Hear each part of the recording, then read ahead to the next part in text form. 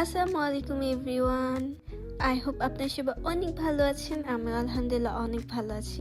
আজকে first time একটা মিষ্টির রেসিপি ট্রাই করব, সো ভাবলাম আপনাদের সাথে শেয়ার করা যাক।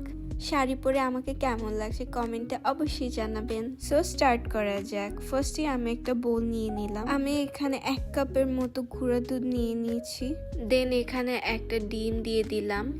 মিষ্টিটা পারফেক্ট বানাতে মিষ্টির ডোটা একটু স্টিকি রাখতে হবে, আদারওয়াইজ মিষ্টিটা ভালো হবে না। দেন এখানে আমি 1 টেবিল স্পুন ঘি মিক্সড করি।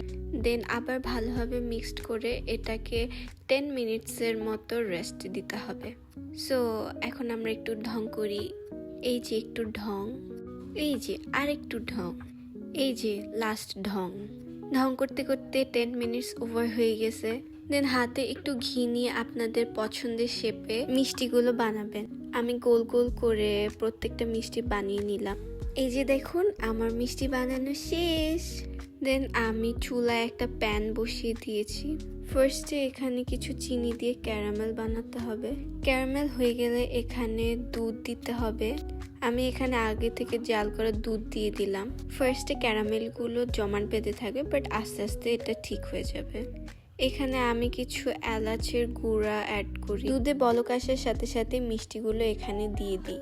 ঢাকনা দিয়ে ঢেকে মিষ্টিগুলোকে 10 মিনিটসের মতো কুক করতে হবে। এই 10 মিনিটস মিষ্টিতে কোনো হাত দেওয়া যাবে না। 10 মিনিটস পর আস্তে আস্তে মিষ্টিগুলোকে উলট পালট করে দিতে হবে। মিষ্টিগুলো হতে থাকুক, চলেন আপনাদেরকে আমার বাসায় কিউট কিছু ক্যাটসদের দেখাই। বলেন তো এখানে কয়টা ক্যাট? আমার মিষ্টিগুলো হয়ে গেছে, এখানে কালারও চেঞ্জ হয়ে গেছে। মিষ্টিগুলো আমি নামিয়ে ফেলি অ্যান্ড কিছু নাটস দিয়ে আমি ডেকোরেশন করি। টানা, এই যে আমার মিষ্টি। আই হোপ আপনারা আমার থেকেও বেটার মিষ্টি বানাবেন। এটা আমার ফার্স্ট ট্রাই ছিল। বেটার না হইলেও মোটামুটি ভালো হয়েছে। আপনারাও বাসায় ট্রাই করুন অ্যান্ড আপনাদের ফেভারিট মানুষকে খাওয়ান। সো আজকের মতো এই পর্যন্তই। আল্লাহ হাফেজ। ওয়েট, আমার চ্যানেলটাকে কিন্তু সাবস্ক্রাইব করতে ভুলবেন না।